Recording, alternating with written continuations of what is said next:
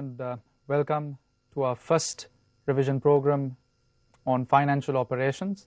Well, one of the subjects under cima. Well, today what I intend to basically do is take you through a couple of very brief and important areas. The first one, of course, being exactly what our paper contains, the paper structure, the syllabus content, together with a few comments from the examiners on previous exam diets. So we know exactly what we should be doing and what we should stay away from as far as our examinations are concerned. Well, initially looking at the financial operations syllabus in itself, it's split into three broad areas. The first one is on business taxation. Represents about 25% of your syllabus, and it is an area which the examiners have started focusing on quite a bit, with probably the last few past papers indicating that the first few questions under the paper focuses on tax, together with quite a bit of theory behind it. So relatively important area, something which is being examined quite heavily. The second part of the syllabus is on regulation, ethics of financial reporting, 15% of the syllabus, not a very hot topic among students. One of the main reasons being it's completely theory, and being typical Asian students, we like to stay away from theory, which is not recommended in this case, because you're guaranteed to get 15 marks worth of theory questions here, and they're quite easy to score out of. The final part of the syllabus, which is on financial accounting and reporting, 60% of the syllabus. This is where the examiner focuses on the standards, the financial statements, your consolidated accounts, and surprisingly, this is an area which students tend to like because it involves quite a few numbers. Okay, so three broad aspects in terms of our syllabus, and looking at our paper, the paper is divided into three very clear-cut sections. The division of the paper is identical across the level. So all operational level papers have the same structure. Section A is a 20-mark chunk of the paper, which is completely objective test questions. It's a mixture of 2, 3, and 4-mark questions. Could involve a few numbers, could involve a few discursive questions, so a little bit of theory. The second part of the paper is section B, which is worth 30 marks. That's 6 questions, 5 marks each.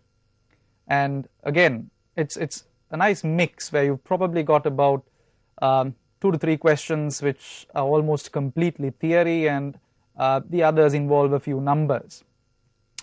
Finally, section C, 2 25-mark questions, again primarily calculation based, but could involve a bit of theory.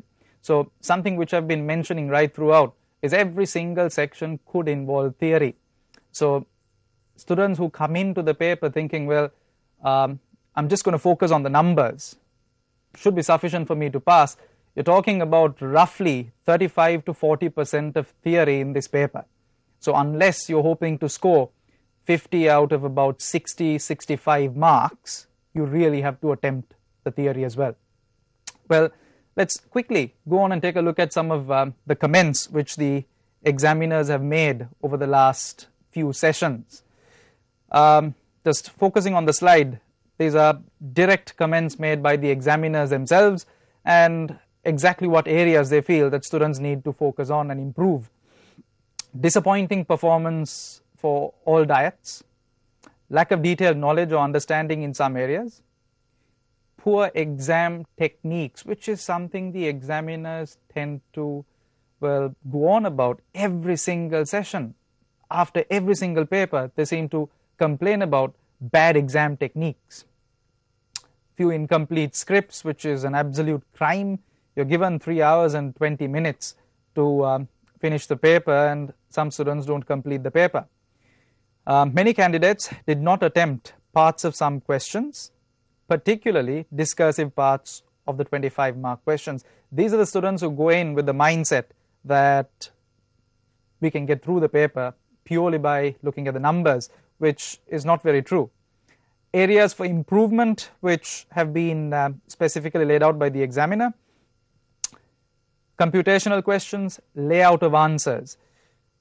We all love numbers, but when it does involve a few workings, most students tend to put their workings all over the place. You have a complete page full of workings and the answer is hidden somewhere within the workings, and it's up to the marker to figure out what the right answer is or what the final answer is. Terrible approach to go by. You need to have a flow to the answer and very clearly labeling out, well, this is my final answer. Failure to show workings. Well, some students in fact prefer doing all the calculations on their calculators, and you ask them, where are the workings? Well, common answer is, they're in my head. The examiner cannot read your mind, nor does the examiner see your head. So you really need to put down those workings, because every single step of the way, markers are given instructions to give you credit. So even if your final answer is incorrect, there's a very high chance you will score a major part of the marks, provided you've shown your workings. So workings are extremely important, regardless of the section that you're attempting, be it section A, B or C. Show your workings very, very clearly, because every step of the way, markers have been instructed to give you credit. Not reading the question properly.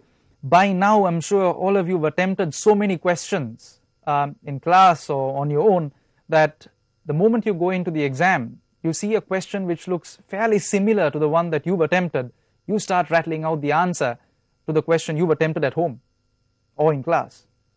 Students do not read the question carefully.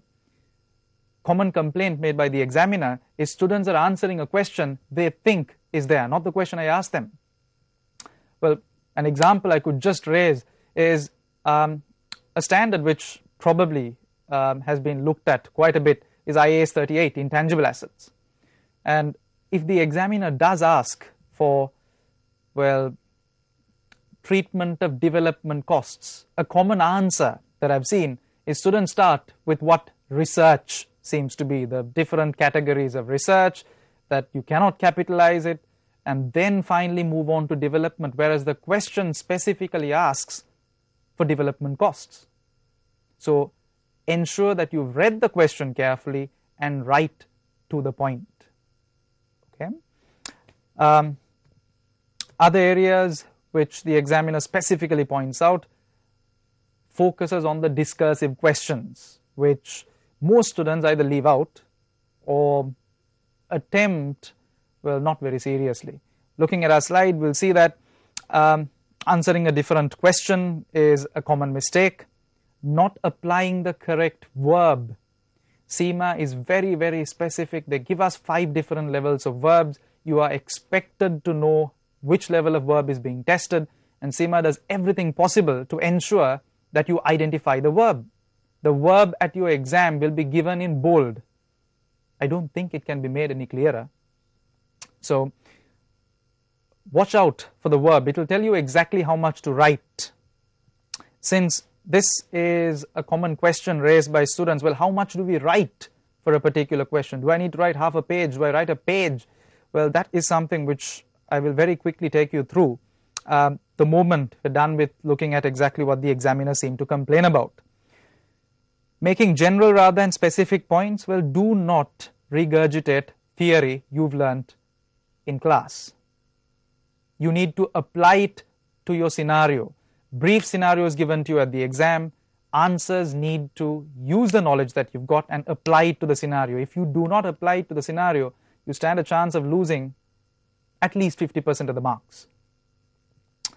Poor time management. Well, again, something which students just do not manage. They look at a question, there can be certain difficult parts in the question, or let's just say they're not as straightforward as the others. They read the question once, they get stuck, they read it a few more times, spend a good 10-15 minutes on it, they get depressed, they just don't move on to the next question or the next requirement. Even if it is a 25-mark statement of comprehensive income, statement of financial position question, you cannot possibly lose 12.5 marks if you do not complete one adjustment. Chances are you're going to see 10 notes. Not answering one note properly is not going to lose you 12.5 marks.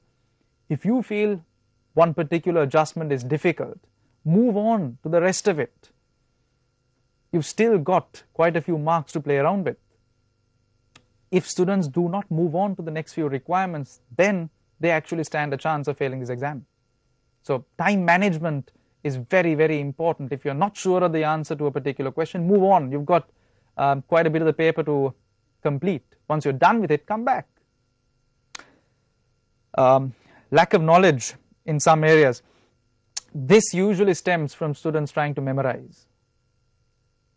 You see a particular question in class, you think, okay, this is what the answer has to be, textbook, you memorize, go to the exam, you see a similar question, you want to just put out the same answer. Doesn't work that way. You need to apply it to the scenario, you need to have understood exactly what the question requires from you.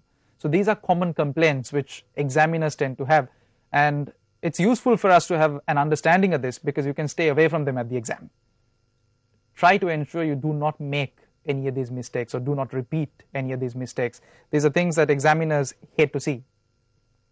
Okay, key area, and it's an important aspect for, well, I believe all papers under cima, but I'm just targeting the few verbs which are likely for the operational level exams, and more specifically financial operations. We've got 5 levels of verbs, out of which 3 are examinable at the operational level. 3 different levels.